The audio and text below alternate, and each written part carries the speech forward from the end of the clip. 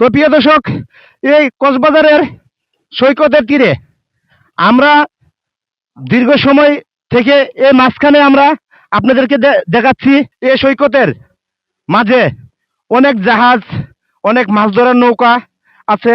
মানুষ কিন্তু রাতের বেলায় এই জাহাজগুলোতে যে সময় মানে রাইড জ্বালানো থাকে, মানুষ কিন্তু এই সময় এই রাইডগুলো দেখে অনেক আনন্দ উপভোগ করে। প্রিয় দর্শক, এই মানুষের যে ভালোবাসা, এই ভালোবাসার মানুষগুলাকে নিয়ে কিন্তু এই সৈকতে মানে মানুষ ভ্রমণ করতে আসেন। অনেকে আবার একা একা আসেন, বাংলাদেশ থেকে, বাংলাদেশের বাহির থেকে আসেন মানুষ একটু আনন্দ উপভোগ করার জন্য। যেরকম আমাদের বাংলাদেশের পর্যটকের যে স্পটগুলো আছে, এই স্পটগুলো যদি আরো উন্নত করা হয় সরকারের পক্ষ থেকে, আমরা আশা করি মানুষ আরো বেশি করে এই পর্যটক এলাকায় আনন্দ উপভোগ করার জন্য আসবে।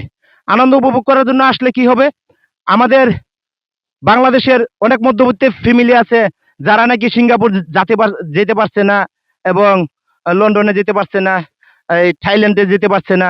প্রিয় দর্শক, আপনারা জানেন, কারণ এই কায়া দেখলে মায়া বাড়ে, একটা ঢাকের একটা কথা আছে। আমি যদি আপনার কাছে যাই, আপনার লোকের চলাফেরা করি, একদিন, 2 দিন, 3 দিন, 4 দিনের দিনও আপনার প্রতি আমার একটা মানে ভালো লাগার একটা কাজ করবে।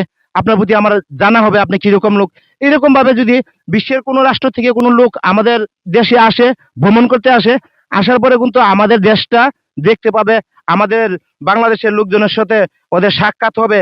আপনাদের মতামতগুলো জানাইতে পারেন আমাদের যে কমেন্ট বক্সে। আপনারা আসলে কি চাচ্ছেন? সেন্ট মার্টিন কি 12 মাস খোলা থাকতে চাচ্ছেন, নাকি সরকার যে সময় মনে চা এই সময় খুলে দিলেই হবে? এই মতামতগুলো আপনারা কমেন্ট বক্সে জানাইতে পারেন।